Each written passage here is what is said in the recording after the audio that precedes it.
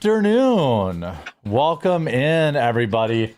Did you have a fantastic weekend, you two? Hannah Claire's in her Beetlejuice shirt. I know, because it's spooky season. It is spooky season. I'm glad to see it. Luke is rebroadcasting Fox News for me while live from yet another one of his lovers' homes. This international playboy. Yeah. How is your guys? Appreciate. Hey, I do appreciate. Someone's got to be out there repopulating the world. Jeremy, I just sent you a picture. I took my baby to a pumpkin patch this weekend. Oh, dressed as a pumpkin?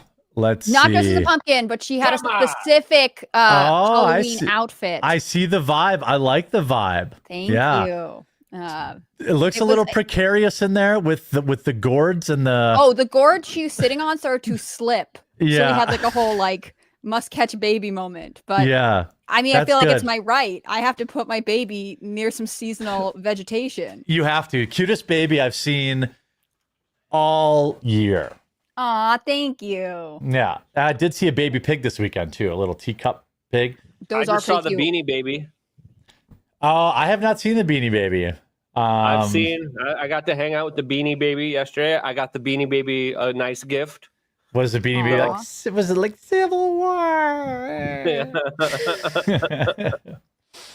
You guys are you can you disclose where you are or no? I won't ask you if you can. Yeah, I'm in a top secret location in Austin, Texas. Is this are we stopping by another bald-headed person's place a chance or? Well, they seem to be going through a lot, so we're gonna see. But no, it's just me and Tim hanging out with the Austin crew here. There's a lot of really cool people here in Austin that are really fun to meet up with and talk to and kind of collaborate with. So we're doing that. I missed the window on Austin. It's like where everybody's going now. Everyone's going from Austin to San Antonio. That's the new conservative influencer hotspot. That's where all the gun tubers are. There's a bunch of people already in the Dallas area. I mean, I think Texas just generally brought a lot of people in. DFW has a lot of the Blaze people there. That's where the Blaze is. Mm-hmm. Yeah, Miami's still the best though. Florida still takes the cake here. Texas could be second, but it's an okay state. We were hanging out with some people yesterday. A lot of liberals everywhere. A lot of woke people. Well, Austin is liberal. Yeah, it's crazy. It's very, very, very liberal. They passed a law so that the homeless could stay on the streets or something like that. Like there was homeless encampments and people are like, yo, this is kind of like the beginning of the end. This is like when this city goes and they're like, nope, the homelesses can stay. Yeah. They can stay in the streets. Yeah. I had a very interesting debate Friday. Friday was our a blood sport night on Timcast IRL. I don't know if you saw that one.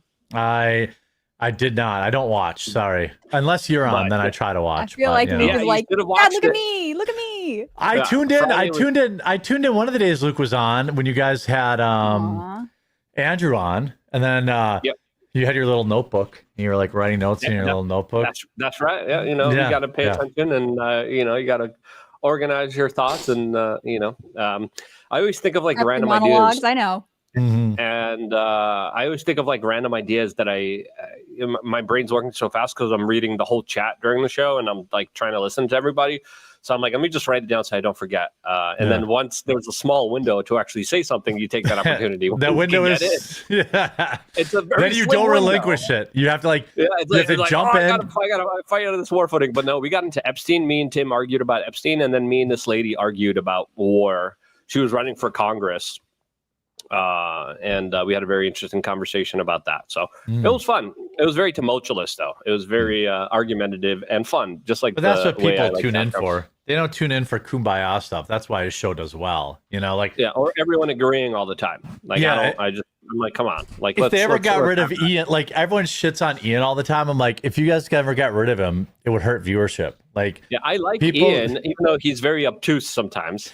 I know, but he adds he adds like a little irritation to the show, which is a good thing. Which is I say that in a good way. He allows us to delve into those ideas and to kind of, because a lot of us aren't in the political weeds like we are and are that like Aspergery and that obsessed with it. He allows us to take it back and talk to the average person who's not in that political weed spectrum. That's what I appreciate.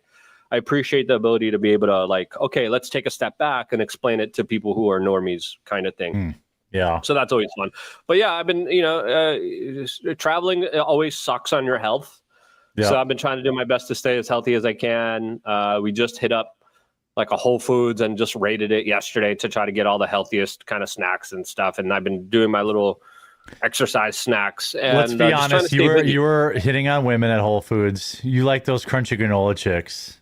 You know, there's some nice.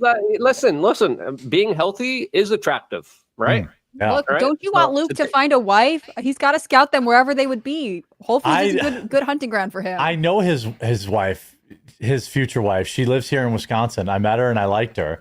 Oh, and then he broke both of our hearts. Whoa. Anyway. Jeremy, what are you spilling the tea for? Yeah, sorry. It could be one of any Wisconsin girls that I saw Luke with. It's not just talking about one. This weekend I just got ready for fall. That's something that we have to do in the Midwest. So all that patio furniture on my back patio had to get put away. I'll, shut down the pool, put the snow plow on the UTV. Hook up. I have heated stairs in the back so they don't get iced over and the dogs don't fall. So I had to hook those up. When are you going to get snow? Like, how early does Wisconsin get snow normally? We get in October for sure. Yeah. I mean, this weekend I also swam. It was 88 degrees on Saturday night. I swam. But it's in the 50s and 60s today. But yeah, we've definitely had snow in October. And we've definitely had. What's snow? I have no idea what snow is. You were at the Beanie Man's for a long time. You know what snow is. We barely got any there. Really? Is it that far north? It doesn't snow there, right? It's like pretty sporadic. Like some years you get a lot and some years you get nothing. This year I think it's going to be pretty snowy in West Virginia.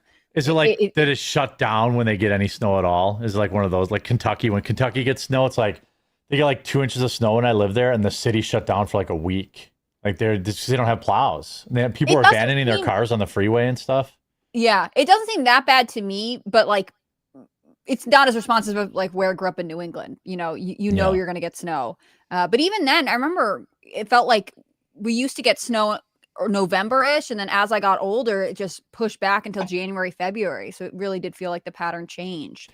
I'm glad that you guys are going to get snow early. Well, we get plenty of snow. You can come visit. Yes. We have a different type of snow in Miami. Yeah, that's right. It's a little more expensive too, I think. But yeah, it was weird. I was putting away all my RC cars, and then I took a break to go swimming, and then I turned off a good form of exercise. I love swimming. Yeah, it's low impact. It's good for your back. So I upped my step goal this weekend now to 10,000, and nice. I was definitely sore. Like doing 6,000 or 7,000. When you sit at your desk all day, it's harder than most people would think. Like you have to actually commit to it. But going to 10,000 means you're going outside and you have to commit like an hour and a half to like really consistently moving. Yeah.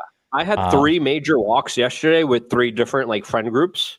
I can't recommend it enough because like Sunday is a low day. So I just had to do one video for myself.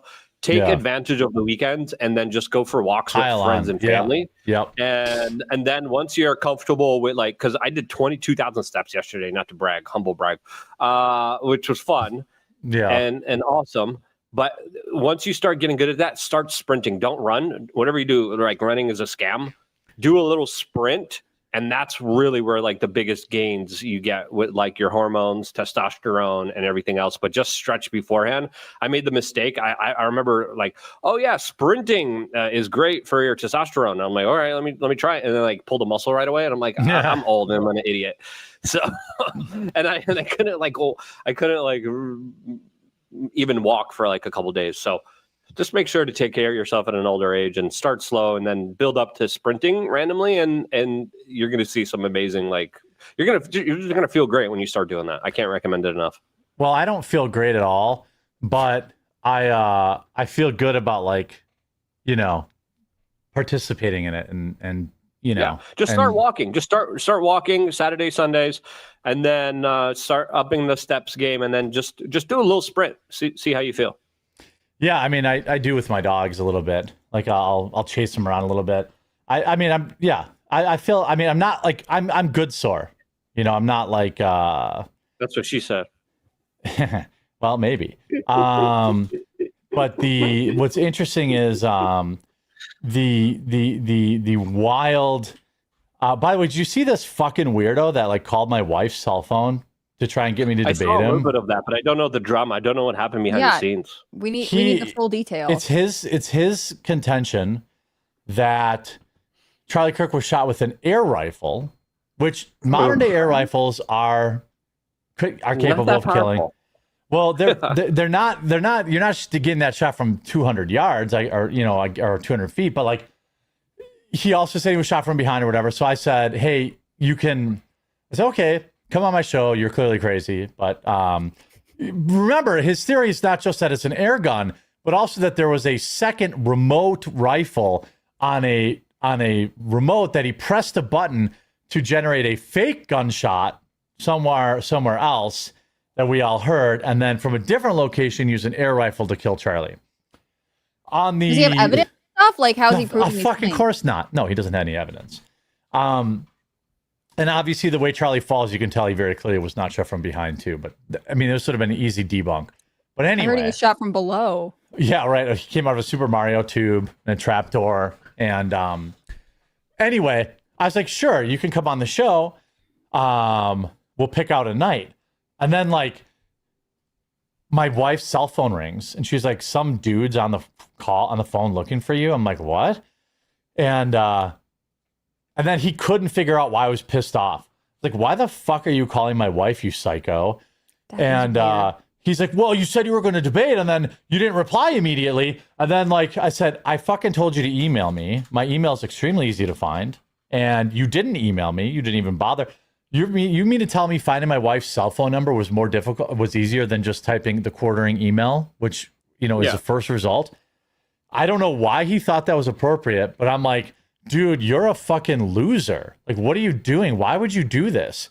And well, he doesn't sound mentally well if you're going to be going and doing all that type of like. Well, yeah, nonsense. I mean, then someone's like, "Oh, this is the guy," by the way. I can't hear any sound.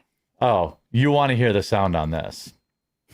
I didn't know this. You said it was such a dramatic pause. I got to know what's being said. I didn't know this was the guy, but I'm like, great, he's an actual crazy person. All this business with Michael Cohen, that's Felix Sater emailing Michael Cohen saying, hey, let's get Trump to Moscow for this tower. Could you get that off the sidewalk, please? Shut the fuck up. Hey, fuck you, asshole! Get your fucking bicycle off the sidewalk! What the fuck, Dave? Fuck, I assaulting motherfucker! You lied to God. Yeah.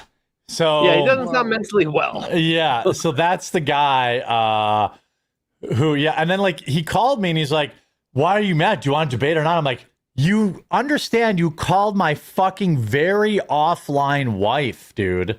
Like, why would you think that that's okay? It wouldn't even be okay to call me. But, like, he's like, well, I just Googled it. That's the number. I said, no, it isn't. That's still weird if you were like, email me. And he's like, great. You know what makes more sense? I'll call his wife. Yeah, it isn't the number that shows up when you Google me. You have to do some digging. And by the way, I said email me, which he didn't do. I mean, my email's extremely easy to find. In fact, you know, he's like, and by the way, he's just like, well, you weren't responding to my tweets and blah, blah, blah. So I'm like, dude, I'm going to send your identity to my local sheriff and say, like, hey, if this guy around my house, like, you know, he's not welcome here. Like, very weird.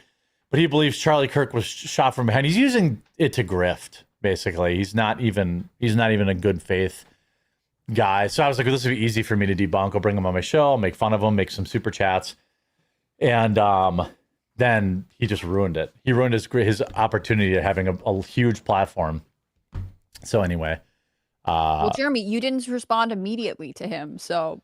Dude, that's the thing. Looks like everyone was in the wrong to me. And he couldn't possibly find my email. What if I just go to Google and I go the quartering email?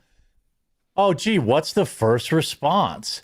Like, there, you can, first of all, you can find my website where you can email me. There's a contact form right on the website. It's the first result right here. Okay. So I mean, instead he looked up my wife's cell phone number.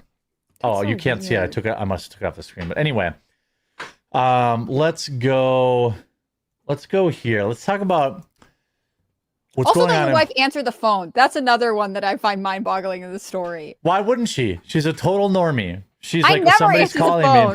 me. The normie people I know don't answer the phone. Yeah. There's just so many scam calls. Like, Yeah. or trusting no one picks misses the the phones quartering. anymore.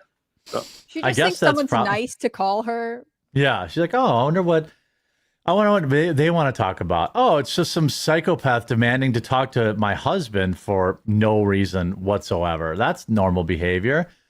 But anyway, I wanted to talk about what's going on in Portland. I am concerned because we have the exact same bullshit where now we have this powder keg and people from both sides are just showing up there. It's probably not long, or probably already has started, where now we're going to have out-of-state people going to Portland, getting involved in this. Like, why hasn't Trump just said, you know what, you're not going to assemble in front of this building. It's a safety concern, for like, I mean, he has a limit to what he can do, right? I know he has some limits, but not if he invokes the Insurrection Act. And judges are going up against him too. And judges are like, you can't send in the National Guard to protect federal buildings. I believe they the Portland city even gave a citation to one of the federal buildings for a violation. Yeah, they did. Instead of like, and they're denying them police protection. Yeah. Yeah. It's very similar to Chicago, where their police said, don't help ICE. Like, and the ICE can't use any of their facilities or resources. Yeah. It's so weird that like normal, everyday people are caught in this political crossfire where like it's pretty obvious that like there was a referendum on illegals that the American people voted for. That's why Trump won.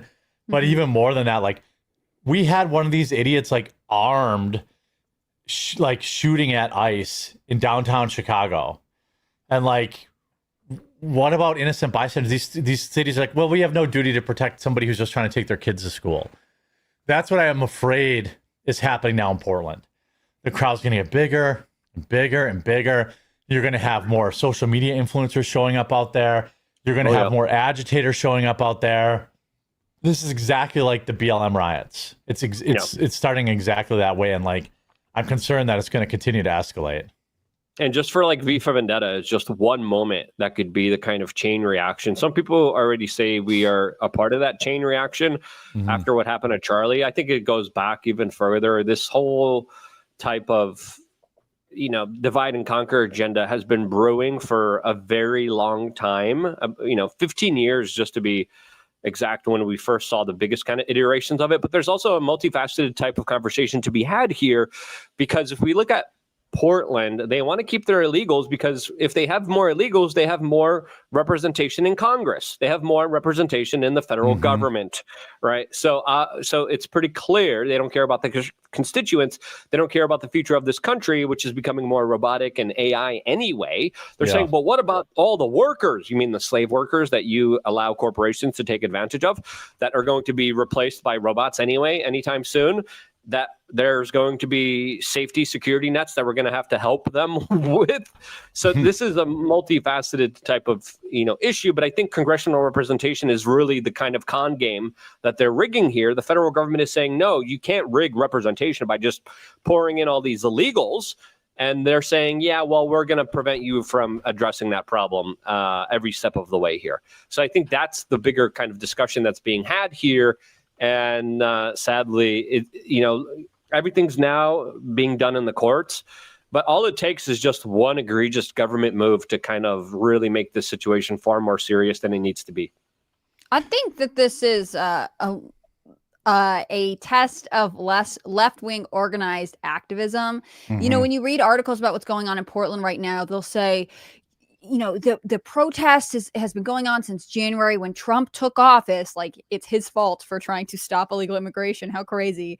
They'll say it's contained to one block, and on weeknights there are only a couple people there, and there have been some flare-ups. I'm like almost verbatim quoting an AP News article on this, but actually it's been going on since BLM, and actually it was going on way before that. Hasn't stopped.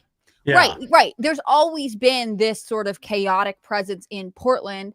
You can speculate as to why Portland, like as opposed to any other large left-wing city, has developed this. But I have always wondered why Portland hasn't done more. In fact, Portland at one point was begging police to move there because they couldn't recruit enough. But at the same time, the mayor doesn't support them. Who would want to be a cop in Portland? Yeah, so, you arrest people all day and they just get let right out.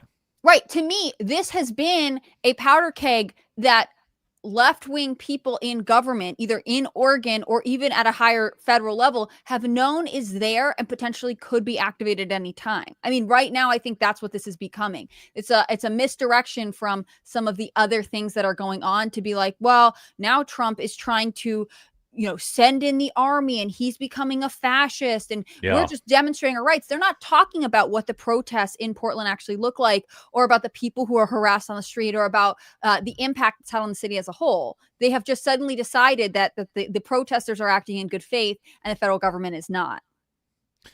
Well, I like, what do you make of Trump pulling federal aid? I like it. I really, I am really a big fan of by the way, this fuckwit that called my wife is in the chat right now. Bro, like I highly recommend you disappear. Let me just be very clear. Like, this is your only warning. Your only warning. Have a nice day.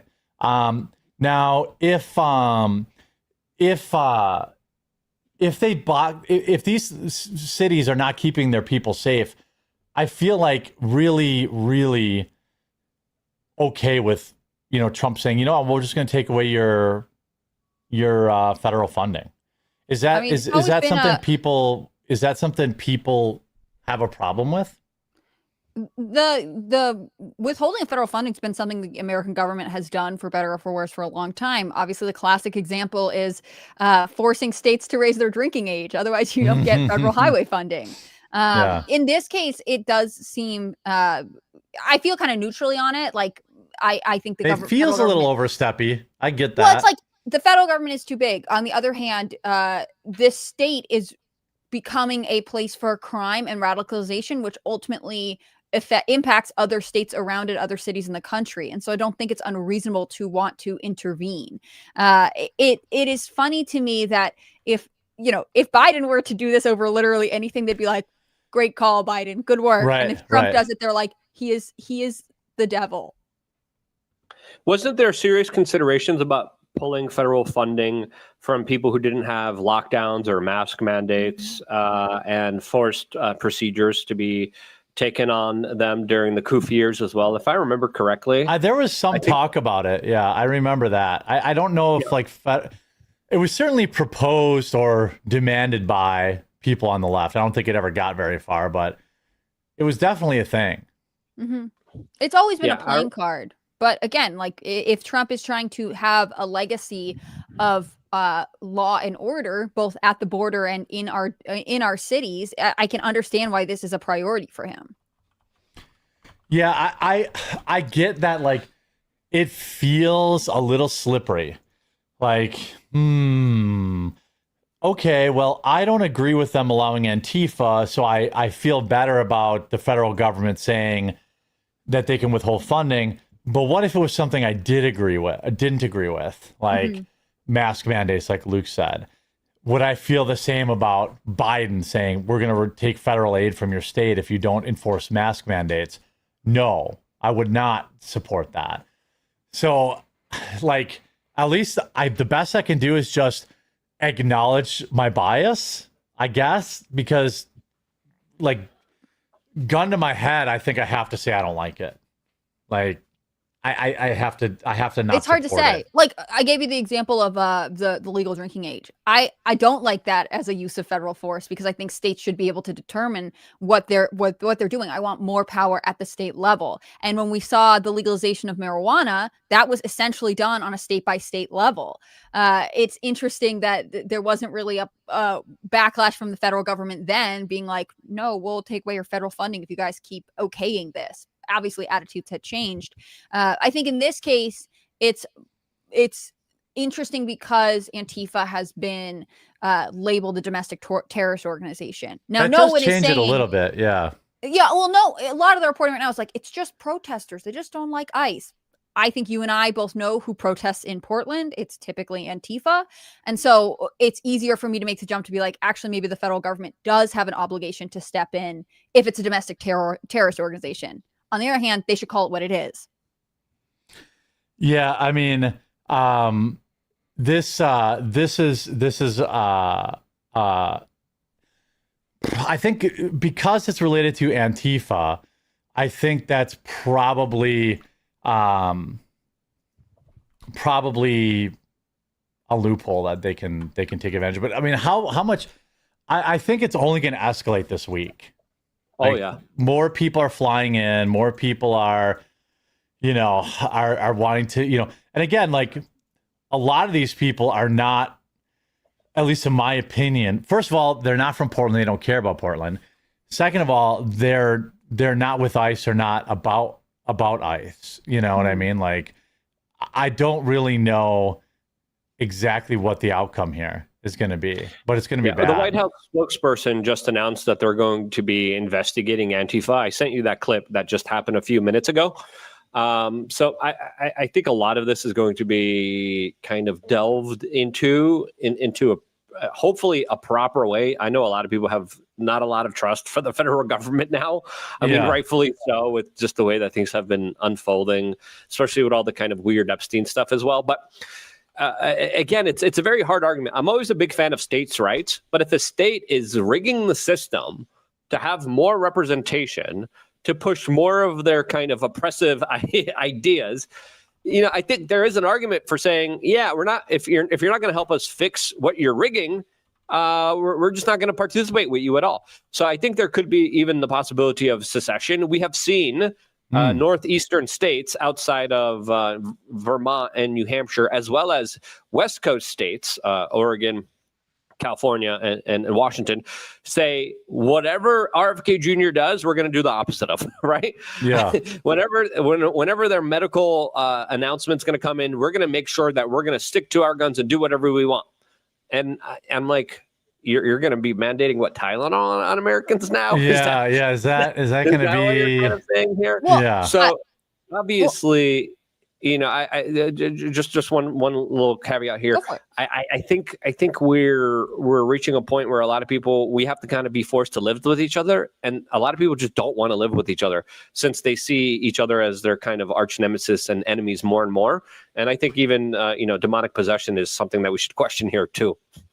Yeah, I mean, it's up interesting there. that you reference secession because there is the greater Idaho movement. Like Oregon has a movement of people who want to split the state in half because they feel like they are not represented by basically the left-wing progressive cities. Yeah. So I think there is a desire to redraw the line, so to speak. I just don't know if they would be effective or an immediate solution. That guy posted the phone call on the internet and thinking it's making him look good. What a fucking idiot.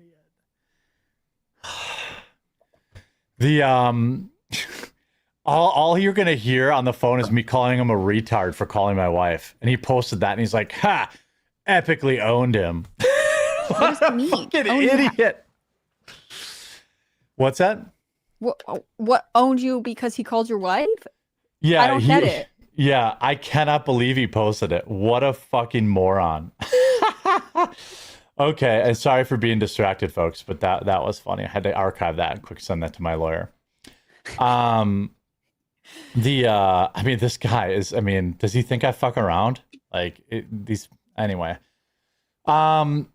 Yeah, I mean, it'll be you should interesting. play this Caroline Levitt clip to Yeah, finish I off this. had it. I had it. Yeah. Because I think it's important what they're announcing.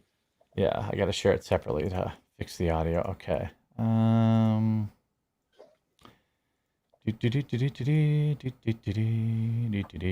think that you should have someone animate the phone call, like do Yeah. Oh wait, do we need to get somebody on today? tomorrow. Oh, tomorrow. Okay. All right. Got it. Jordan, go ahead. Thank you, Caroline. So we're talking about these radical groups in Portland and Chicago.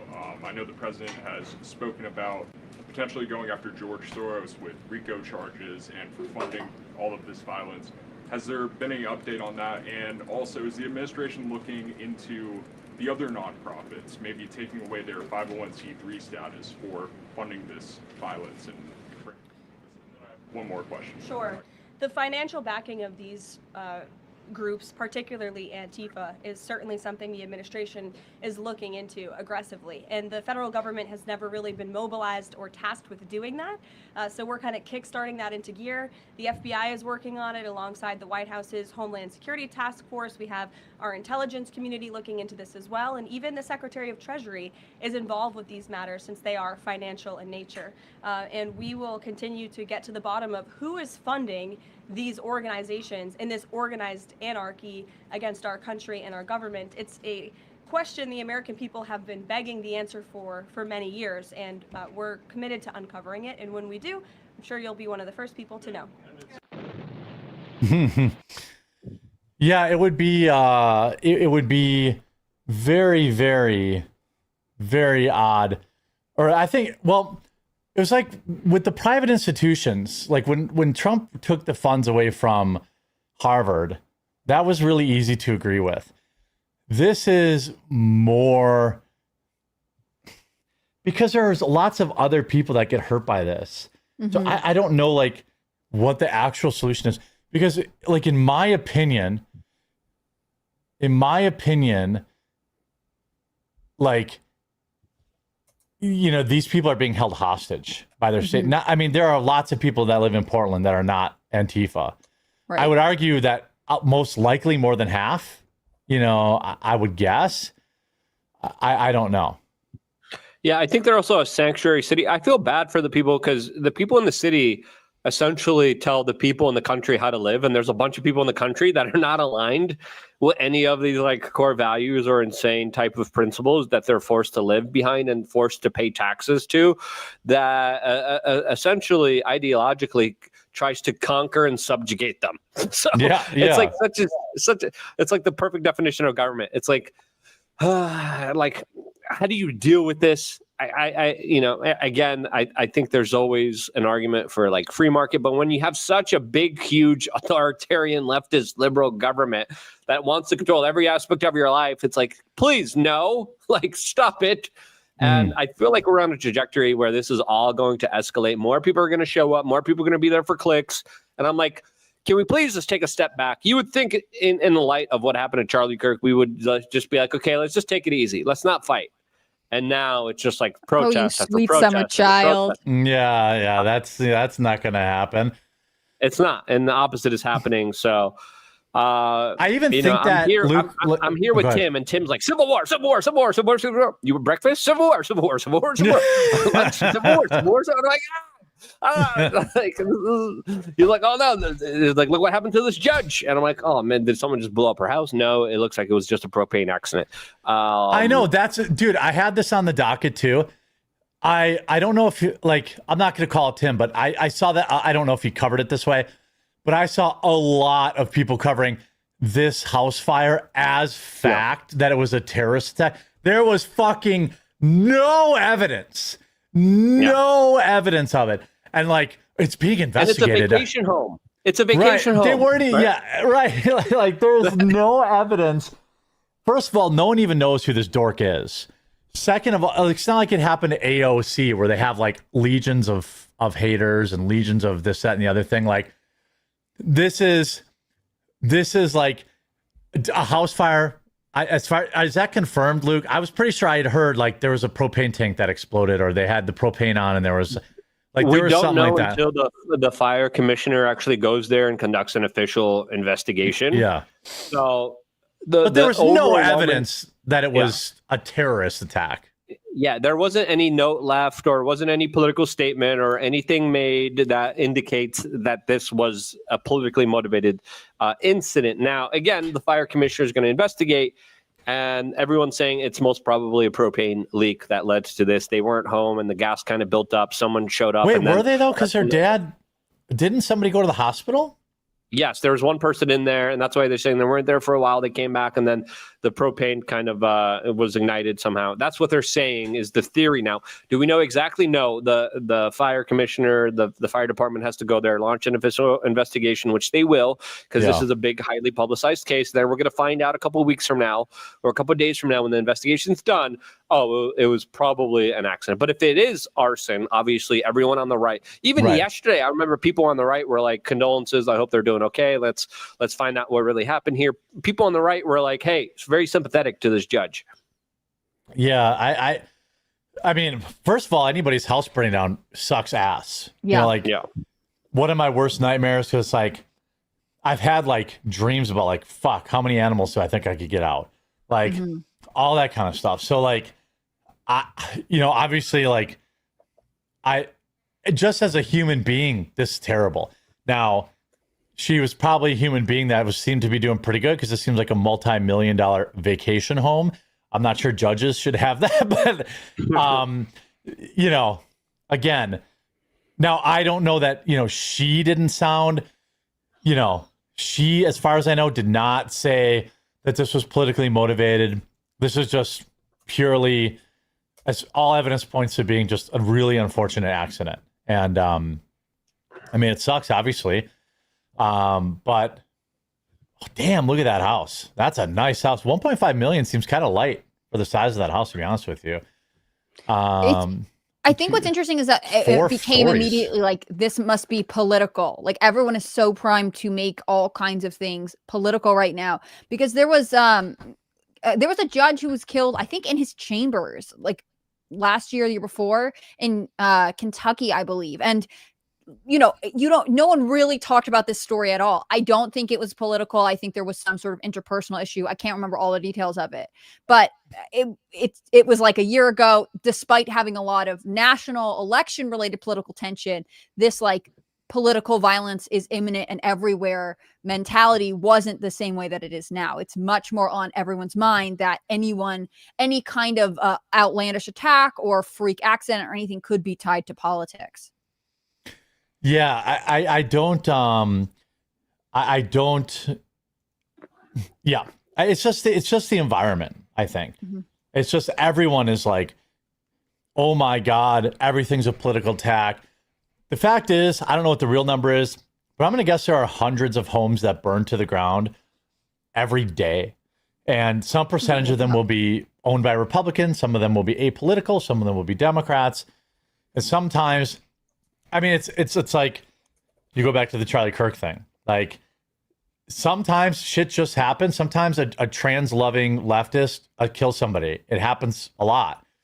Yeah. But people are so primed because they've been lied to so long, whether it's like the Epstein files or JFK, that it's like there's no trust in our government anymore.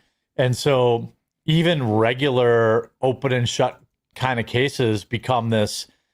Well, obviously it was political violence. Right. It had to be. Like, what else? The houses don't just burn down, guys. They don't just burn down. There's apparently 358,000 house fires, over 358,000 house fires in the United States annually. That's 1,000 a day. Right. Yeah. And again, it's a judge. I can understand, but more than anything, I think it's the heightened environment, which also means that like, any kind of interaction is about to become hyper political. I think it's going to trickle down to the interpersonal, right? Like your neighbor doesn't put out a bowl of candy on Halloween, and you're going to be like, well, what statement are they trying to make? Like it's unfortunately going to bleed into a lot of aspects of our lives. Yeah, Everything's political. And I remember when this was happening, especially when they started to go after the comedians. I'm like, stop going after the gestures. Can we please at least have comedy? Can we please allow not to have politicians politicized and then comedians politicized? And then like all the comedians now are politicized. And I remember that shift and turn. And I was like, oh, crap. There's no going back from this. Yeah. And we really haven't, have we?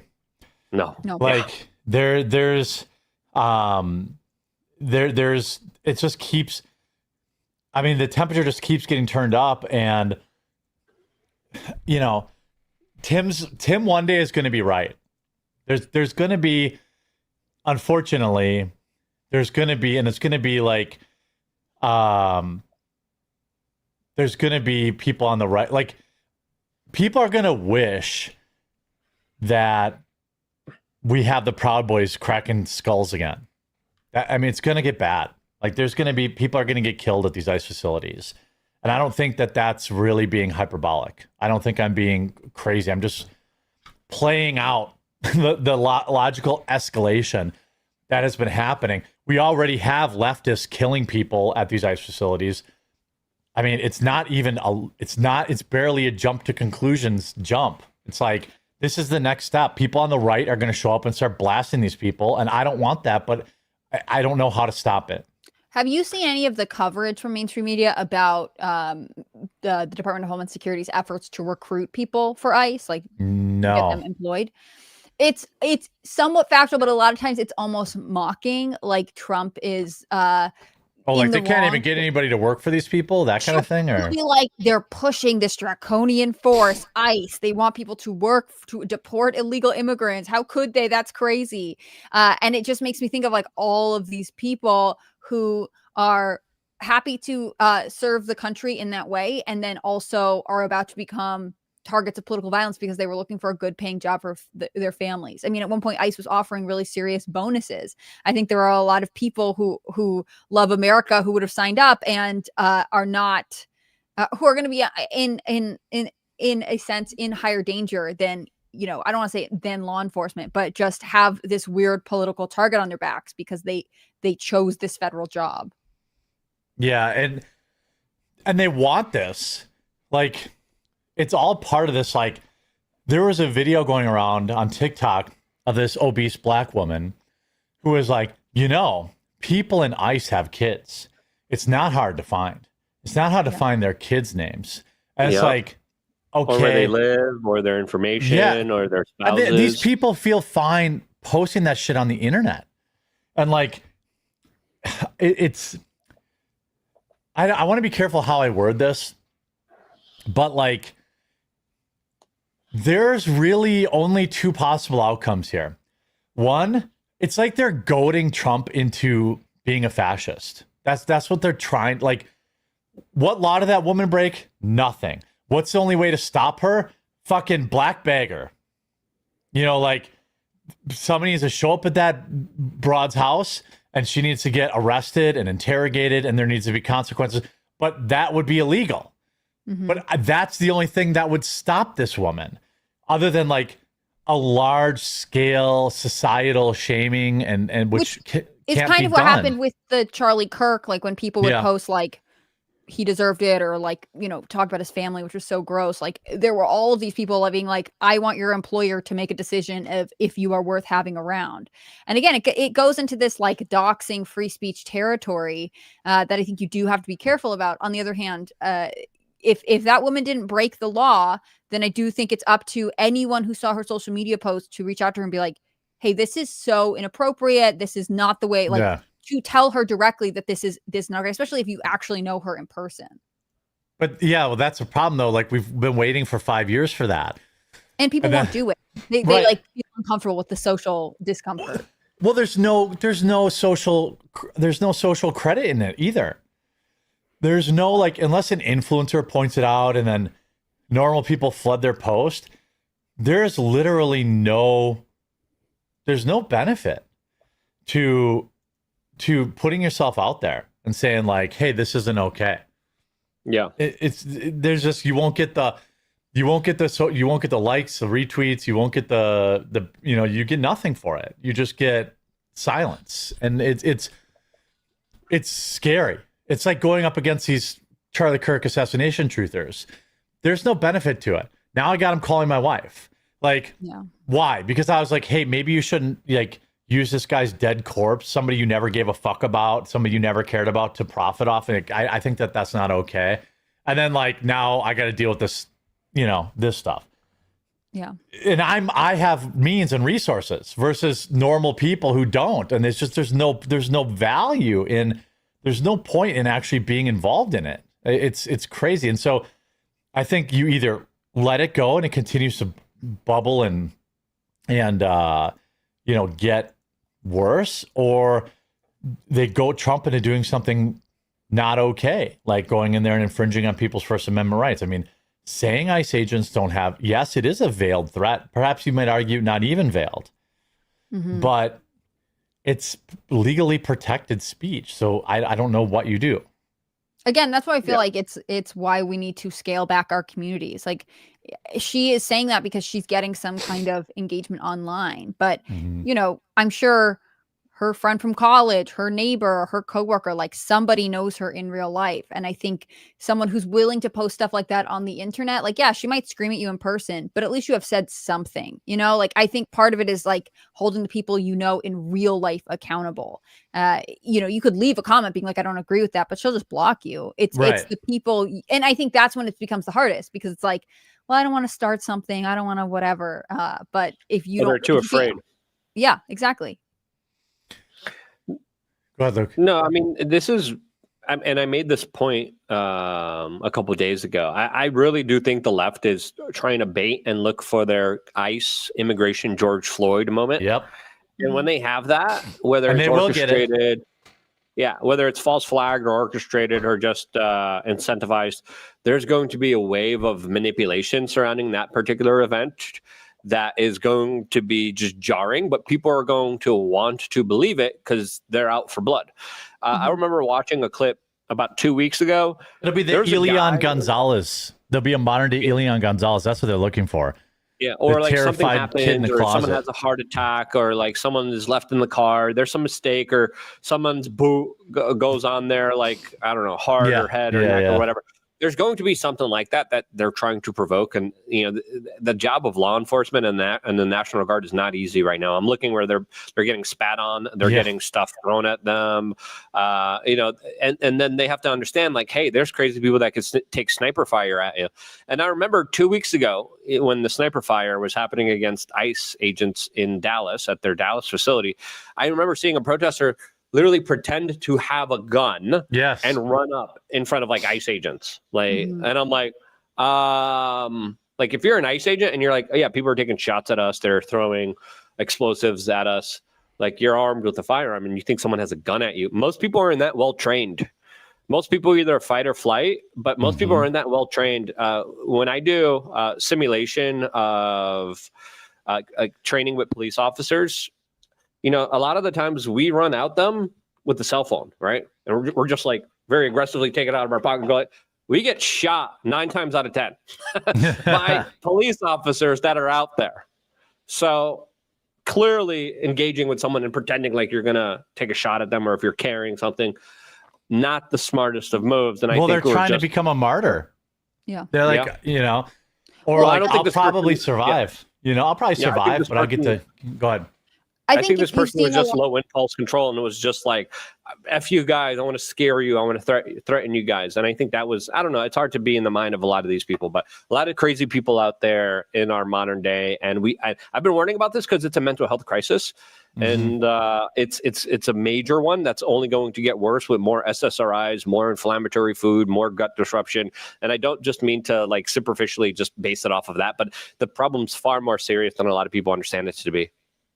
I think the point that they're looking for in illegal immigration, George Floyd, is really true. And you see it in some of the work that the Department of Homeland Security has been doing online. Like, I don't know if you remember this last week, but they were debunking stories being sent out by like NBC about how, a 5-year-old had been like taken into custody and separated from her dad. And they were like, no, here's actually what happened.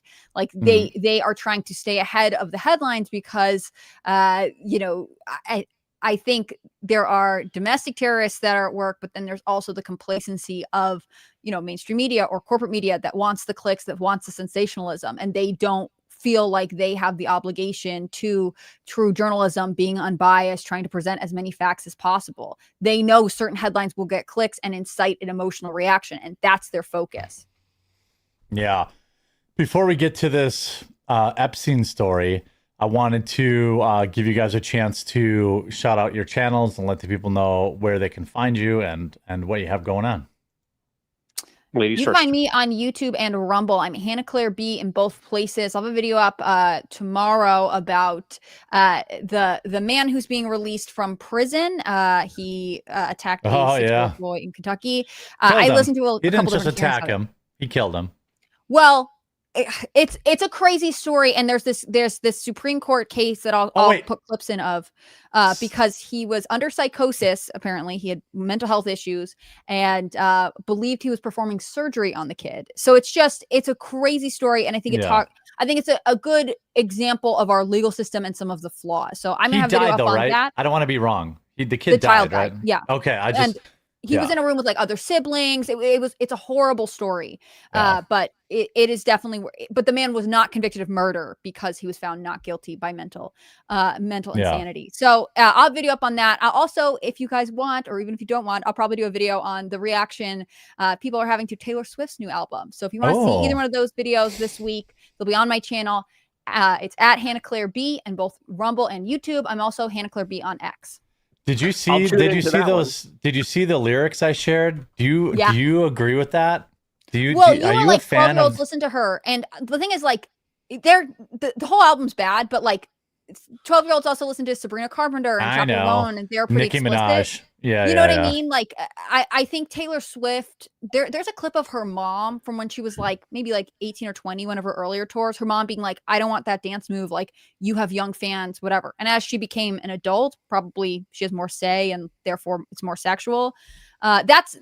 They did radio edit. They did radio edit. Instead of saying open up my thighs, it said open up my eyes on the radio. Part of it is it's just not even that good, she's it's kind of a all cringe. kinds of stuff in her songs before, and I thought a more interesting way. These ones are just bad. They're he has a big dick and it's cool. Now buy my it was not really very nuanced. No. Someone in the comments just said Trailer Swift. I think she's a CIA psyop. Anyway, if you want to support me, you can. On wearechange.shop. I got a lot of really great supplements out there. Creatine. I think we have the best creatine in the game. We get it from Germany, but that's just an easy, quick way to support me and the efforts and support your own individual health journey. We all have something we can improve on and get better. And if I could have good karma and juju, offering people little tips and tricks and little things that could help them along their journey, I'm happy I could do that. So wearechange.shop. If you want to support me, check it out. I put the link in the comments. So I appreciate all the support there. I'm going to read some comments. Doug says, Jeremy, debate me. Also, I want to wear you as a suit on my birthday. This is the correct way to establish a debate. Yeah. Wyatt says, if a right-wing mayor declared his city a gun sanctuary where no federal agent laws or federal gun laws could be enforced, a liberal president would send in the National Guard. Yes, they would. I agree. But the question is that right? Because that's not right. And so that's why you have to, this is one of those uncomfortable principles you have to have and be like, it's a little... Just because they would do it doesn't mean it's right either. Yeah. So therefore you're actually fighting for the rights of your citizens more than anything else. I admit I am completely biased and I think it's hilarious, but very funny. Yeah, but I'm wrong.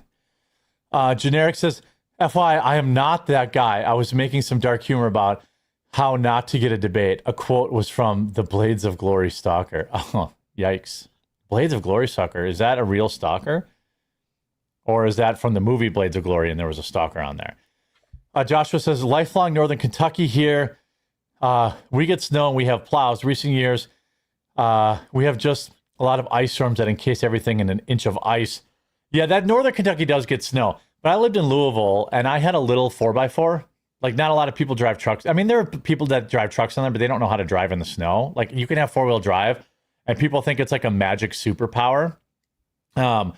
That's why most accidents in the snow happen like within just a few miles of home, because people like, look, I'll just put in 4-wheel drive and I'll drive 70. Like it just magically creates a bond between my vehicle and the concrete below the snow.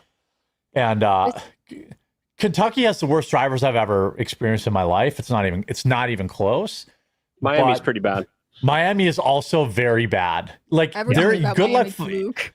Well, you can't find cars down there without dents. Like every car down there that I've seen has been in a fender bender. Like, and there's no point in fixing it because you're going to be in another one. This is what I like about someone who grew up in snow culture. You're like, I am an amazing snow driver. You guys are bad. Like, you just have to feel that way. If you drove in snow as a teenager, like you are superior to everyone. Two-wheel drive car, rear-wheel drive car. I drove in snow my whole life, never got stuck once. Will I eventually get stuck? Probably. But like, I'm just mean like when it snowed in Louisville, people were abandoning their cars on the freeway. People died. Like they sat in their cars and they ran them until they ran out of gas and they froze to death. Like there was like, I was like in my truck. I'm like, can I just go save some of these people? It's like 2 inches of snow. It wasn't like a foot. It was like they were just spinning out on the highway and they didn't have any way to get them. You know, it was crazy. The whole city shut down for like 2 days. I'm like, what the fuck? I had like no food in my house. I'm eating peanut butter sandwiches because I was eating out every day. I'm like, I'll just go. Anyway. William also says, if Trump fails to bring these states to heel and right the republic, and the ballot box has failed, there will be only one good kind of Democrat akin to his cousin, combat infantry vet. I mean, that's some spicy, but I do think he has to bring some of these states to heel a little bit.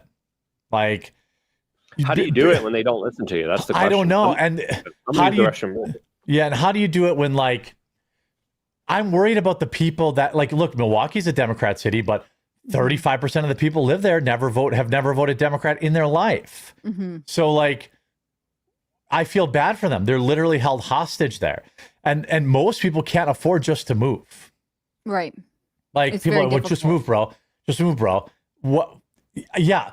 Just rip up your whole life, move away from your friends and family, move away from all this stuff. Well, and I'm sure people who want to get out, like, it's not like they're just like, okay, put everything in boxes, we're going. I mean, that's like apocalyptic style. They're probably trying to find places to go or jobs that could take years or whatever. It can take a long time. I think the Trump administration is tasked with staying really specific about what they're trying to accomplish. There will always be people trying to spin it. But if you are like, look, we think that there is a serious threat to the ICE agents, and we think that there are domestic terrorists at work here. Here's our evidence. This is why we're doing this. It's very different than just being like, we don't like what you did, so we're going to send someone in. Right. I want to go to, now that Luke went, I got to go. He activated me. David Dorr says, my uncle made me learn how to drive in the snow in an 83 Trans Am with manual in northern Kansas. You're fine then. No matter what you drive, you're always going to be fine. You guys talk about Ghislaine Maxwell's last gasp. I'll be right back. Yeah, I don't know if you've been following this story, but this is a very interesting development, since I remember there were so many people saying, no, Trump can't release the documents because there's an ongoing appeal of Ghislaine Maxwell. Well, that appeal is over, and I never really believed in that argument. Some people did believe in that argument, but obviously it's not true here. I just did a full-on video that I just released about this, and I looked into the kind of arguments that they were making, and it was from that sweetheart deal of a lifetime based in Florida, saying that essentially Epstein and his co-conspirators, if they take this plea, can't be held responsible ever again. A New York court ruled, I think it was an appellate court, I don't remember exactly off the top of my head, that's for Florida. New York's a different case, therefore this is not going to be appealed here. So she has a 20-year sentence in a cushy Fed jail where she gets to play with puppies, go for walks, and do yoga. And it looks like she's going to be there for at least 12 to 13 years from now, if not officially commuted and pardoned, as Alan Dershowitz has been calling for her freeing for some reason, as victims are coming out and saying, yeah, she actually was worse than Epstein, and allegedly she was the mastermind behind all of this. So how she served, what, 8 years now? 7 years? Is that what you're saying? It's a 20-year sentence. I got to look up exactly when she was sentenced and if it was time served or not. So it's a little bit of a complicated. I had in mind that she had already served about half of her sentence. I could be totally wrong on that, because that would mean that her release date is impending fairly soon. But yeah, you let me know what you find. No, I think she was in 2022. Okay. She was sentenced to 20 years. So technically, without good behavior. But again, she's in like a cushy Fed jail where she was mysteriously transferred to, which never ever happens ever. And right? Especially for people convicted of abusing children. And she's in with that girl. What's her name? The blonde one who started that firm that never was a thing. Do you remember her? I don't know. I can't remember. I don't follow. I'll think about it. A lot of those crime spree dramas. She was a Silicon Valley girl. You'll know who I'm talking about when I look it up. Hold on.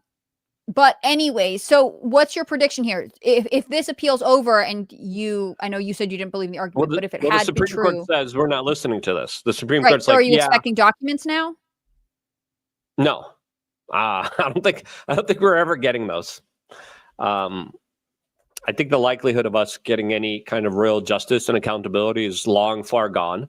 And I think there has been a major kind of obfuscation effort that's been happening since the beginning of this operation in the 1990s. I mean, there's still a bunch of records that I wish we would see, especially the financial records. I mean, the guy was moving around billions of dollars. You don't just move around billions of dollars and think, oh yeah, he's not doing anything wrong at all when he wasn't following any of the financial rules or laws or regulations at all.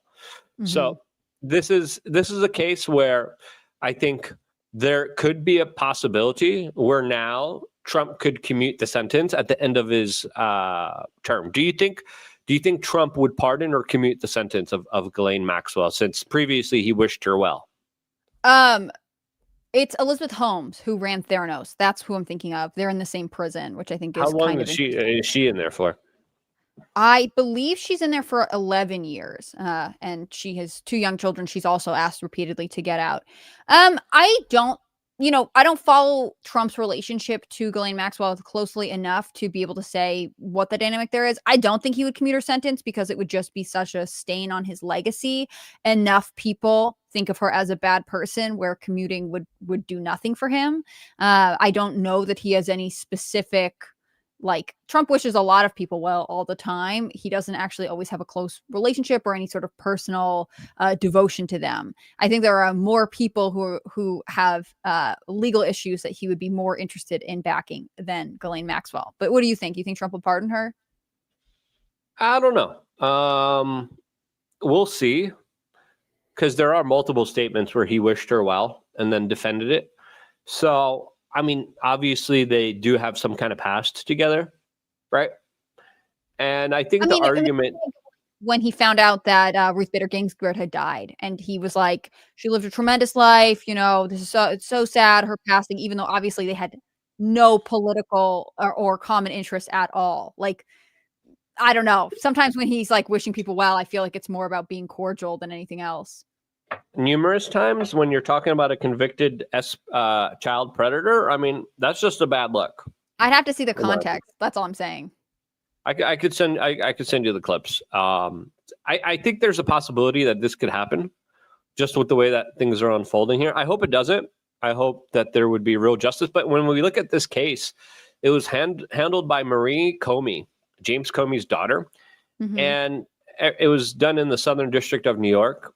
And it's pretty clear. A horrible place. Very corrupt office. It's pretty clear that when she got charged for providing children to absolutely nobody, right? It's like, yeah, you're guilty, but the client, where's the client list? Like, where's the people who were a part of all this that were doing this? So there still remains a lot of unanswered questions and a lot of the details surrounding this particular case here that are just too glaring and too big not to have some very kind of serious suspicions on. Now, the counter argument that I've kind of heard from a lot of people on the right is that, look, Trump's in a war and he knows that releasing the information would hurt him. Therefore, he doesn't release it. My counter argument against that is that he has lost a lot of political leverage, and a lot of people disagree with that. But I think he has, and again, I voted for the guy 3 times. There is a reputational damage that has happened throughout all of this that I think is lasting and is going to have a political effect. I don't know. Do you agree or disagree with that? It's hard to say because it's kind of it's a generalization about the future. I think that for a lot of people, the way he and the administration have interacted with anything pertaining to Epstein and Maxwell obviously have really darkened their opinions of him. Now, are there people who support Trump who will still think positively of him and look at Pam Bondi, for example, and say, you're the one who messed this up. You said that you would deliver the documents. You didn't. I don't know like how many people will sort of separate the parts of the machine, or if most people will be like, it ultimately comes down to Trump and you don't get documents, it's on him. It's hard for me to say. But during the darkest times for Pam Bondi, when Bongino was launching kind of a PR attack against her behind the scenes, and all the right-wing influencers at the SAS event, Student Action Summit at the TPUSA event, were all attacking Pam Bondi. Trump came out and was like, Pam Bondi's great. She's awesome. We love Pam Bondi. And then there was a phone call to Charlie from Trump saying, hey, back off Pam Bondi. So clearly there was a right-wing kind of attempt to put all the responsibility on Pam Bondi. My response was, I don't think she's fully responsible. I think there's other players kind of behind the scenes, and I think we're all left to kind of guess. And I don't like guessing, and we're left to speculate, absence of any kind of real disclosures. And right now, for me, it's an important situation because I still think there are a lot of very high-ranking, powerful people out there that are continuing to do their very heinous, awful, just dreadful actions against children, and I think those individuals need to be stopped at all costs. Some people are saying, no, we're involved in political war. We cannot do something that might potentially hurt us. We have to do something that helps us. So I think and I'm open-minded to be able to understand all those kind of consequences and actions and theories and scenarios and situations unfolding. But for right now, I don't think there's anything worth gaining that's worth the price of children being forced upon by powerful predators. That's my opinion. But some people are saying, no, we need political power. We need to forget this one. We need to allow Trump to do what he wants. That's where the argument's at. So I don't know. I want the chat to interact. Press number 1 if you agree with me. Press number 2 if no. We need to fight politically no matter what the consequences, because this is an existential threat politically. So press 1 if you agree, press 2 if you disagree with me on this kind of conversation that we're having here. I'm curious what you guys are saying, and I appreciate it. What you're making me think of is like, so if you believe the crimes against children that were committed by Jeffrey Epstein and Maxwell are still going on in powerful circles in America, that would mean hypothetically that I'm not debating you on it. I'm just saying. Yeah. So if that's a scenario, then that would mean that somebody has replaced these people. So is the next step to find whoever has taken over the job of trafficking children? I mean, what's next? I don't think they replaced these people. I think the people are still there. They're still out there, right? They're still very powerful. They're still above the law, and they understand that the system is now protecting them from being able to commit heinous acts against children, which if you look at a lot of, predators out there, even when they get caught over and over again, they keep doing it, right? Yeah. It's you an look addiction. At a lot of these, like, Right, you look at a lot of these predator saying videos, that it's somebody like, was it's this guy trafficking again. children, who was doing that now? Like, if that's what Ghislaine's role in this was. Yeah. There should probably be other major players out there that are still. Well, how many kids disappeared under the Biden administration? Wasn't it 300,000, something like that? Well, that was mix-ups through the border, and then but that seems Biden like a instituting a policy saying if you have a child, good place to get kids to me. But it was mostly people through the border. So I think, there's more nuance in that conversation than that. But I agree. Hey, by the way, everybody, allow me to mention our spooky holiday October stuff starts tomorrow in the Discord. So if you haven't yet joined the members, we have a pumpkin carving contest. We have a costume contest. We have Halloween movie watch party planned. It's very easy to join. Just go to thequartering.com/join or join Rumble Premium using my link in the description, and then email me and I can get you in that way. I'm hoping that we can get 200 people join this month. You see, it's pretty straightforward. You're in here, you just click on what room you want to go in, and then you can chat. Now Philly, they're talking about, looks like they have some chili and pita bread in their sports related tweets. There's people everywhere. There's politics, there's tabletop gaming, there's members, there's book club, there's for moms only. All this kind of stuff is in here where you can get, pets, people posting their pets. So the quartering dot. Oh, is that a German Shepherd? Oh, good boy. So get on in there, thequartering.com/join, and then all you have to do is download Discord, log into the Quartering. There's a big button to connect it. And then you don't have to download the app if you don't want to. A lot of people are like, I don't want to download that app. You can just use it from the web. So just hoping that people will, we can hit that 200 each month. We've got 17 so far, so we're about on pace. Nice. So I'm hoping people can sign up today. It's the #1 best way to support the show. And you get to join the community, which is thriving now. Lee Kindler says, why hasn't Luke's boyfriend Massey released the Epstein list? Well, I think that quietly got shut down on the day of the Charlie Kirk assassination. Mm-hmm. If I remember, I don't think Massey has changed his mind. I think he just got outvoted, if I remember correctly. And then now, hypothetically, there was a big shut push. down. Yeah. There was a big push to go against his kind of petition to release the documents. Yeah.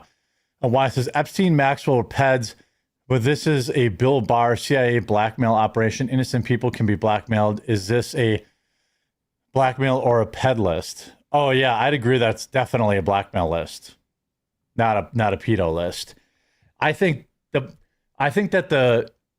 and I have a very normies understanding of it, so I apologize if I'm wrong, but this is just how I believe. While everyone goes and signs up, hopefully.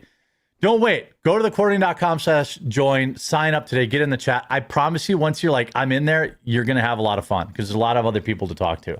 But also, I feel like what it really was getting barely 18 girls to sleep with politicians and then say, oh, you slept with a 17-year-old. We own you now. That I think no, it was far more sinister. There was children. Yes. I'm not saying there weren't children. I'm saying that the list, that is a pretty, that's like a standard blackmail op. There's a lot of that stuff. The kid stuff, I think, is on another level. That's more like demonic or like, sacrifice. I would believe like child sacrifice is a thing to these people. Did you see what Howard Lutnick said? I don't know. Howard Lutnick just came out, and I could send you guys this clip. It was huge. He was the biggest blackmailer. Like, he's the guy who now is working at the Trump administration, who is neighbors to Epstein. Then he specifically described. Oh, yeah. Go ahead. And then he was asked, like, hey, what do you think about, all these people? Like, because he described how he went over to Epstein's house, and there was like a massage room in the middle of the room. And then Epstein was really creepy about kind of insinuating he gets pleasured at this massage table in the middle of the room with everyone. And then he says on the way back, he was like, he made a promise to his wife never ever to hang out or see him ever again, right? Yeah. And then he's like, he was asked about, well, why didn't Bill Clinton see this? And he says, quote, they participated. Bill Gates. Why hasn't Bill Gates seen this? And then he said that they participated. It gets interesting at about 2 minutes in. I sent you the clip if you want to play it, but I thought that was very eye-opening. And then Lex, I feel like, and then the other neighbor was Les Wexner, or he was just blackmailing. He was definitely blackmailing Wexner. Victoria's Secret. I don't think I think Les Wexner was a sugar daddy. For what? From everything we're getting. For Epstein and his operation and everything that he was doing. Yeah. Jeffrey Epstein was your neighbor. I would be remiss if I didn't ask you about him. You can fast forward because it's 4 minutes. Oh, it's right at the end. A little bit And left. getting that 18-month sentence, which allowed him to have visits and be out of jail. I mean, he's a serial sex offender. How could he get 8? That's not up for months debate. and be That able part. to go to his office during the day and have visitors and stuff. It must have been a trade. So my assumption, I have no knowledge, but my assumption is there was a trade for the videos because there were people on those videos. And if you That definitely could be true. Yeah. That could be. Now the FBI and like as Hannah Claire's always talking about, like Mossad, they love their blackmail material. And famously, do you remember how famously The View tried to pressure Usher into endorsing Kamala Harris? Then the Diddy trial starts happening, or there's like a Diddy list or whatever. He's and like, then, I love Kamala. Yeah, I like flipping 24 hours later, he was like doing a formal, full-throated endorsement for Kamala Harris. I was like, yo, somebody showed up at Usher's door, and all I can legally say is definitely convinced him to change his mind. I don't know. Usher was a child when he was under Diddy's custody. Right. What are you taking pictures of? This guy. Hold on, let me see. Wait, can I do this? Can I flex on the haters? Literally? Yes, I can. Look at that guy. Oh, He's laying on the hardwood. That can't be comfortable. it's because he loves you and wants to be near you. Yeah. Look at his big balls too, Luke, huh? That's not Come on, appropriate for the What's Atlas internet. got to say? What's Alice got to say about that? We are doing boyfriend applications, so she Oh. probably is going to have some puppers Yeah. next year. Does that We're make gonna. you feel sad, Luke? Your little girl's all grown up. I don't think about it that way. My wife has puppy brain, but every time she gets like hey, good boy. Every time she gets that idea, I remind her what's involved in breeding a dog and how you have to manually help a lot, and you have to make sure certain things go in certain things. I'm like, if you're willing to do that, because right now Huck's 3 and he still has it backwards. So he's still humping her head.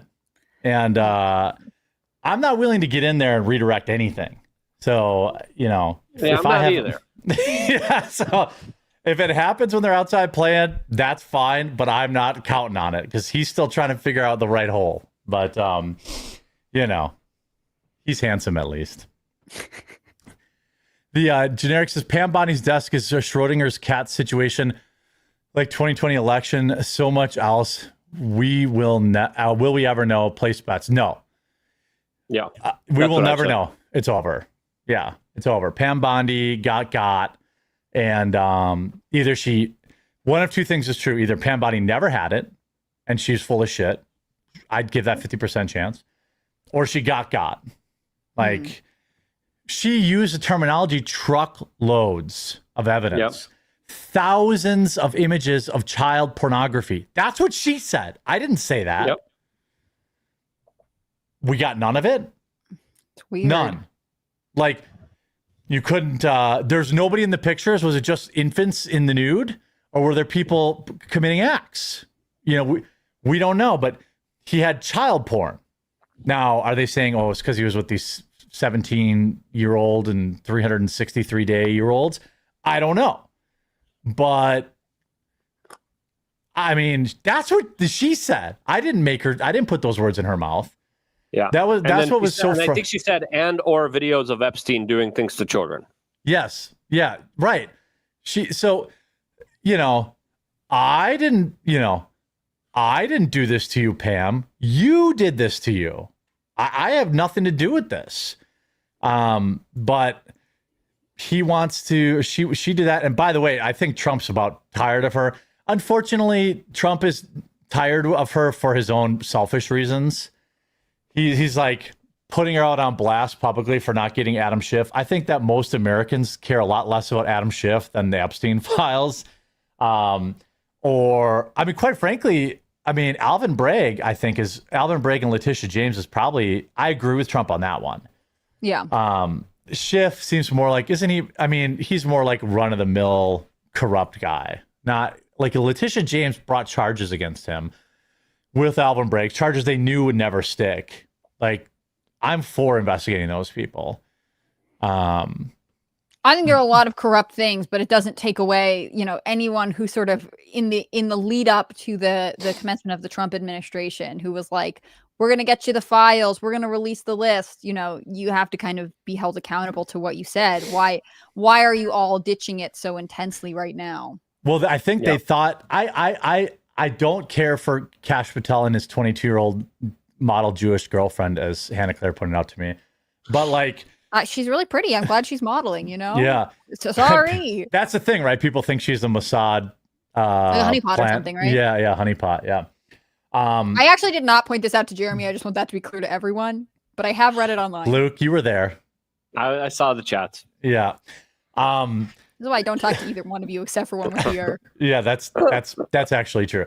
Well, I don't know about Luke, but I know you don't ever talk to me. Just in case if the paycheck's a minute late, then I hear from her. But no, that's not true. I'm kind of over Kash. I like that he got rid of the ADL and the SPLC. Cool. Why now? Why'd you have to wait for Twitter? What the fuck were you thinking? I think he didn't know. I think he just found out. Yeah. But that's where I'm going, Luke. Exactly. I think Kash Patel really believed he was going to release the Epstein files. And then once he got in there, they're like, there are no files. And he was just like, oh, I really believe that after his tenure's over, and he writes the book, that's what he's going to say. He's going to say, I really thought I was going to go in there. And then I was like, oh shit. No, I can't even fire a secretary without congressional approval. Right. Now he's firing, he's doing a lot of rah red meat for the base. He fired some FBI agent who had a pride flag on their desk a fucking year ago. I'm like, come on, man. I guess. Fine. It's not the top priority for most people. A temporary employee who had a flag on their desk a year ago. What about the 25 or 40, 50 people that were working to censor Americans on Twitter? Why is Elvis Chan still employed? Why is it so hard for Kash Patel to read the room? Haha, funny. He got fired for a pride flag. Yeah, headline. But there are hundreds of people involved in censoring Americans using social media backdoors. Why aren't they fired? Or spying on them, or illegally looking into them based off the ADL, SPLC type of targeting hit list. I want to know the people who approved the kind of infiltration, because I bet there's probably undercover agents that showed up to churches. Oh, for sure. Yeah. To right-wing causes, to independent media. I want to know the techniques. It's not just firing. I want full-on disclosures. Who was the ADL telling the FBI to investigate, as well as the SPLC, and what were their methods of investigating and spying on American citizens that were on the right? I want to know. And we should know who was investigated. Yeah. We should have a list of anybody who was. On top of that, be like, okay, the ADL actually got Alex Jones taken down from YouTube, right? Not because of his content. Let's find out those receipts. And we haven't gotten any of that. Mm-hmm. So that's the part where I think there was a full-on intelligence war against the right and independent thinking. We need to understand exactly how it was carried out. We still don't, in order to rectify it, fix it, and make sure it never happens again. Yeah. I would, if I could, I wish Kash would make 5 minutes to stop on our show for once. I feel like if we had a half an hour to prepare, we could give Kash Patel the top 5 issues the American people give a shit about. I understand that we aren't the boss of him, and there are other issues that, the president cares about that's more important, but dude, I don't give a fuck if somebody had a pride flag on their desk. Did they make this? Let me just be clear. Maybe that person's a gay conservative.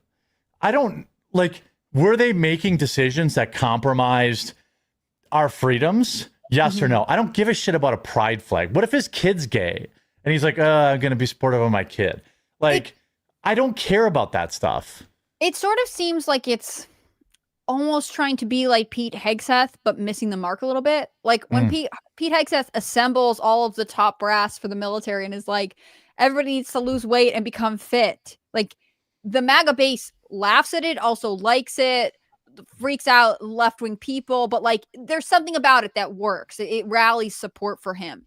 I feel like being like, yeah, I fired someone who had a pride flag on their desk before I was even in charge of this a year ago, and who was an intern. It's like trying to get the like, yeah, nice viral moment or whatever, but sort of missing the mark, especially when I think that there are bigger wins that they could have. Perp Walk Comey. You want to win? Fucking Perp Walk Comey. Yeah. All right. That's how you do it. You know, like not, well, he can turn himself in wherever the fuck he gets around to it. No. Go into his house at 4 a.m. like you bastards did to a bunch of conservatives that like they did to what, Roger Stone and Steve Bannon, James O'Keefe. Fucking go in that and drag him out in his pajamas and have 100 cameras. That is a viral social media win. I don't think people really give a shit about you firing a gay guy. That doesn't change anything. And an intern for it doesn't matter. That person didn't have any power. You tell me, why is Elvis Chan's? Why do I know Elvis Chan's name? Why do I know the San Francisco FBI field office underling Elvis Chan's name? Fire him. He got exposed in the Twitter files 2 flipping years ago. Like, and then who is his boss? Who is sending? You go back and look at those emails. Basically, Elvis was just a bitch. People were telling him who had to get censored, and then he would just send those emails. Remember those emails? They just said like, "Hey guys, I wonder if you could take a look at these accounts." Mm-hmm. That's all. But the what is the word for it? Like the implication is to ban these accounts. It wasn't like take a look at AKA. Please get rid of for me. Yeah, it was, and I bet you 100% of the accounts that he sent over were banned. How many of them were American citizens? Like, and who gave him those lists? Was it the ADL? Was it the SPLC? If Cash gives a shit, give me that guy's scalp. Elvis Chan and his bosses need to go. Because, I mean, that should be a slam dunk. We have the emails. We have everything. And by the way, it was dozens of politicians too. Remember, I don't know if Jim Jordan that released them? Because there was the Twitter files, the Facebook files. I think Glenn Greenwald maybe on the Facebook files. But it was like loads of government officials. Like, what's going on here? You've done nothing about that. It's like, oh, Elon owns X now, so we don't care. No, we fucking care. Yeah, we need justice because this is going to happen again when Donald Trump leaves office, right? And guess what? It probably still is going on now, right? Because like if Kash Patel is just finding out about the ADL and the SPLC because of people online, how far behind is he? Yeah, right. Yeah. So that's the question that I think a lot of us are asking ourselves, like, what else is there that is secret that we don't know about? Because it probably gets more sinister. It probably gets to a point where they're like doing other things that are very underhanded. Like, oh yeah, we're going to make YouTube unsubscribe people from their channel, even though they're subscribed. We're going to make sure that, or they're going to get IRS audits. We're going to make sure that the IRS comes in and takes everything from them. We're going to make sure that, some money is going to be missing. Or we're going to make sure to plant some things on them. So I think all of those are things that probably have happened, but it definitely doesn't look like Kash Patel is at the head of this ship. I think he's trying to get control of this ship, but I think a lot of us are kind of feel hopeless that the ship could be even put in the right direction. I'm losing patience. I mean, Luke and I lost patience a long time ago. Yeah, but you saw the progression of it on the show too. Yeah, if you were a fan of the show, you saw us like we were on Hopium. Maybe let's give him a little bit of the benefit of the doubt, and it's like, okay, there's less benefit of the doubt. It's like, we consumed the last 2 vials of Hopium on the planet. We held on to the very end, and basically it became extremely obvious that Cash was in over his head. Big fucking whoop. You fired some intern. Do you want a pat on the back?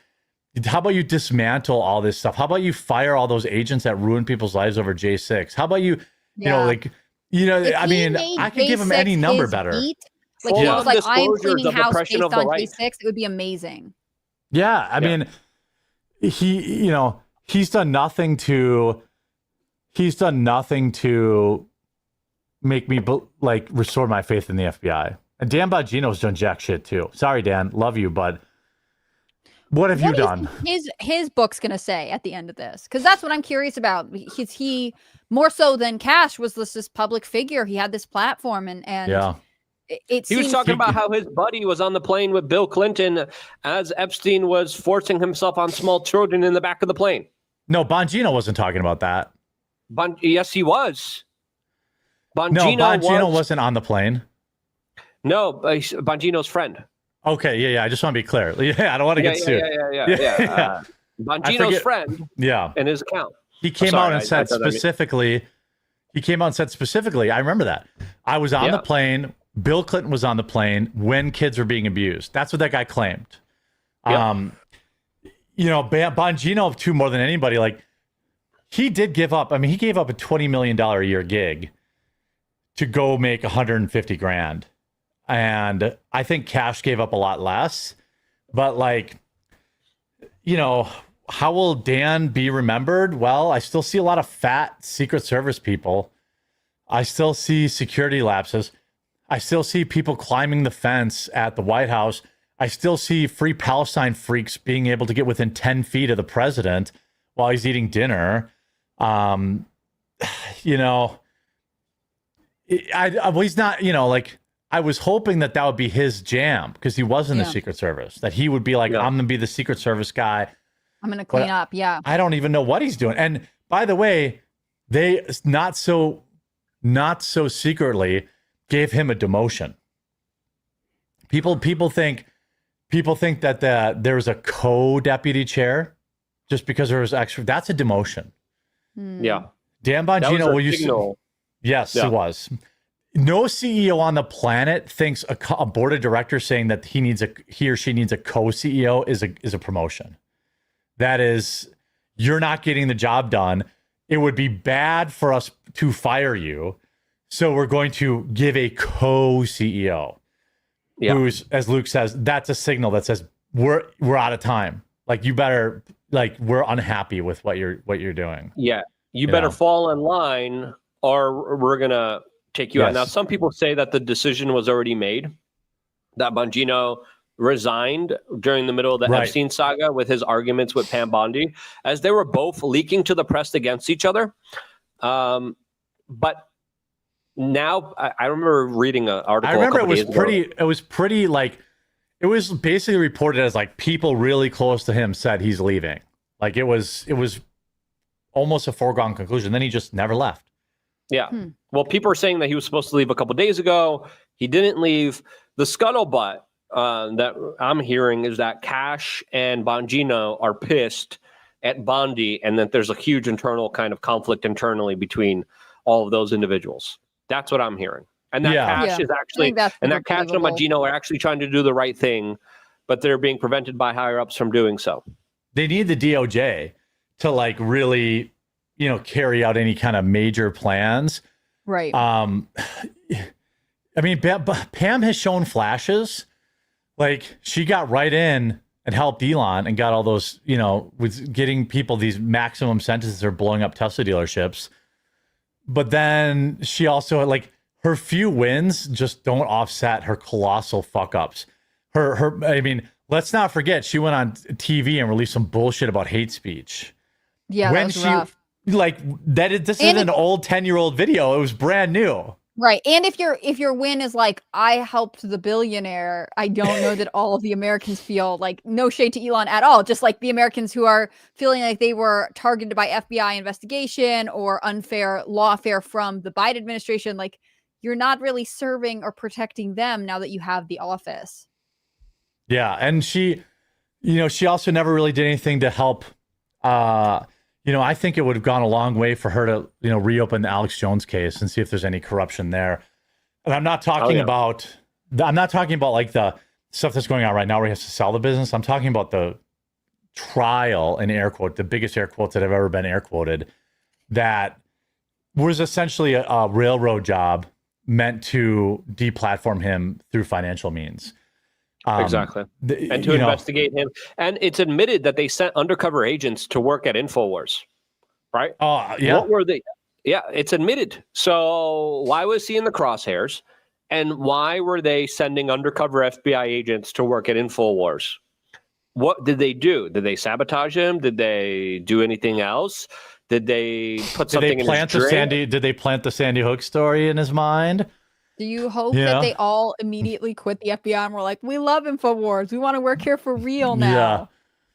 I think the whole trial and then the subsequent absurd financial judgment by that judge, like Alex Jones absolutely deserves a retrial. You know, again, the shit he said about the Sandy Hook families led to real world harassment, which is kind of the standard of trying to sue somebody for defamation or slander. Like, you can't just, like, if I said, like, Luke is a man whore, he'd have to sue me to refute that. But he'd also in court have to say, like, I've now, like, I'm not getting any dates and and this, that, and there'd have to be.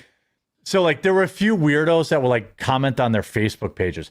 You want to make Alex break their families off $10 million?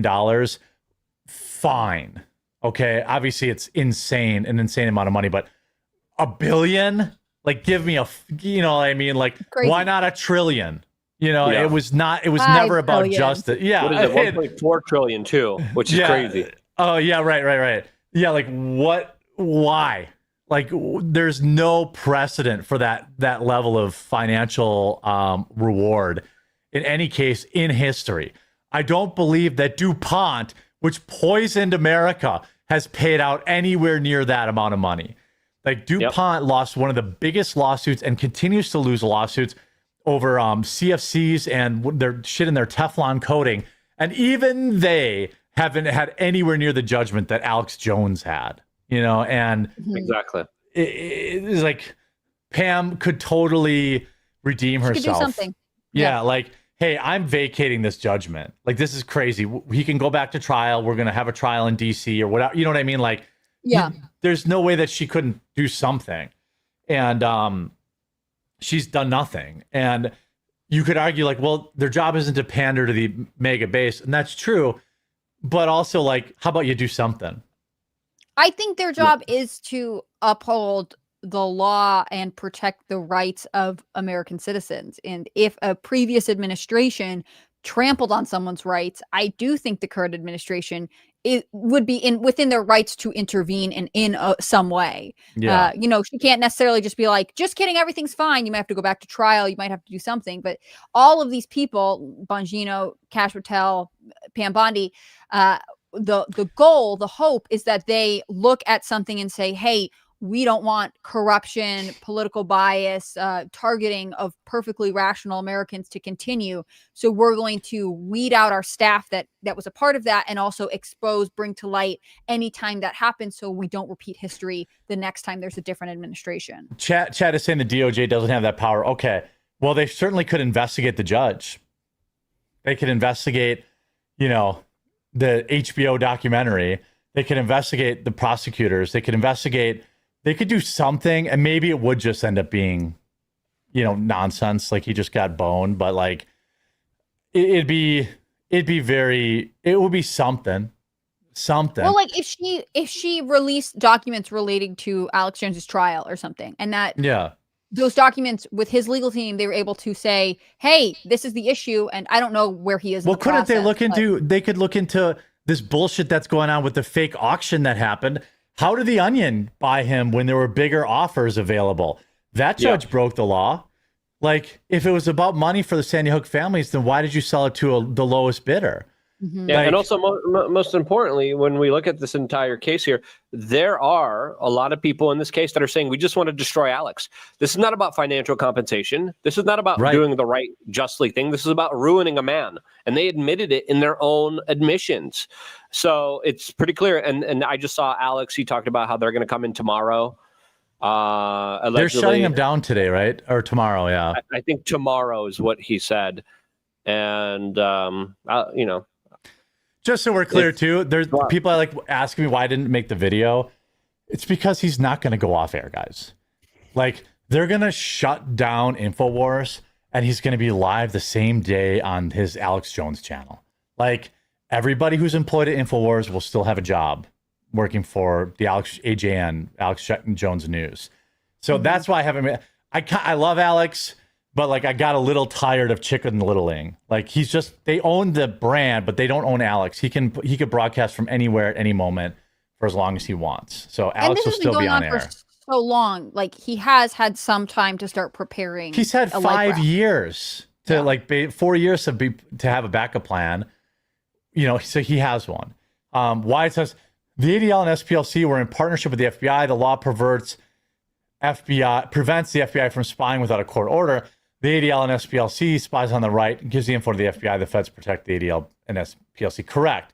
Now, Cash did cut them off. We'll see if that's true. I think cutting them off is a good first step, but I do think that like it's worth investigating the wrongs they have committed. You know, like I just want to go a little bit further. Yeah, right. Yeah. Well, it's like we fired these guys. I'm like, well, we want criminal charges. Like, we don't want these people just retire. You fired them, and then anyone who has been impacted negatively by the SPLC or whoever should then have some kind of legal recourse. I would want. Yeah, that's what I want to. I'm going to let you guys shout out your where people can find you, and we have a special guest tomorrow. Hide your spoons and your forks. Special guest, potatoes, etc. Big announcement exclusively here on the show, 2 p.m. Eastern. He doesn't sound that big. He sounds.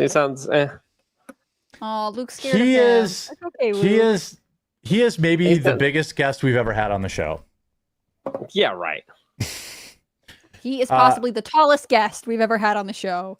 That's possible. Hannah Claire, let the people know where they can find you and where they can support you.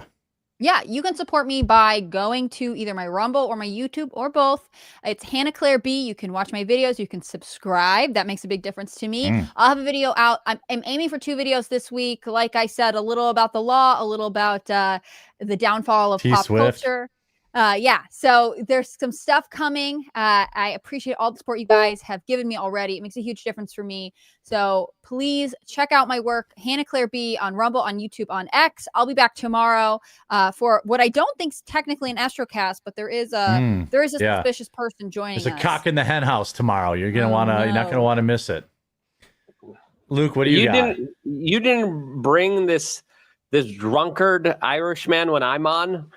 He specifically requested on a day you're not on. No, he didn't. I offered the other day. That was me, guys. Perpetrate and perforate through conjecture and nonsense. Listen, this heavily liver damaged individual deserves a reckoning. All right, and I'll make sure he gets one.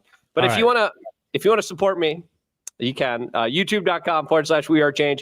I'm releasing a bunch of videos. I just released 3 today. I'm going to do another one right now about 31 Atlas. Lots of really interesting things coming out about that. A lot of people saying it's a spaceship, it's a drone. Some people are saying it's a comet. So YouTube.com/WeAreChange. Go subscribe there. And I'm going to be working a lot. Expect some really cool collaborations here for Austin. I can't really say exactly what, but we're working with some really cool people. Joe Rogan confirmed. Joe Rogan will be on Luke. We Are Change confirmed. Tweet at Joe Rogan. Tell him thanks for coming on. Hashtag Joe Rogan. Hashtag We Are Change. He will be on. I cannot confirm nor deny, but yeah, YouTube.com/WeAreChange. You might see some cool stuff there. So subscribe and I'll see you guys there. Always a pleasure to be with both of you guys. And by the way, before you go today, get on in the members Discord, thequartering.com/join. It's in the chat. It's pinned in Rumble. We've got our Halloween celebration. That's the movie watch list. We've got costume contest, pumpkin carving contest, all starting tomorrow with prizes, other exciting stuff. So make sure you go there after the show. And for now, we'll kick you on over to Viva Fry. So say hi to Viva, and we'll see you tomorrow at 2 Eastern. 2 Eastern. Give the leprechaun a hard time tomorrow. We cannot confirm if it's a leprechaun or not. It's a leprechaun. It's a special guest, the biggest guest we've ever had. Guest, big news. Yes, big news tomorrow. See you guys tomorrow.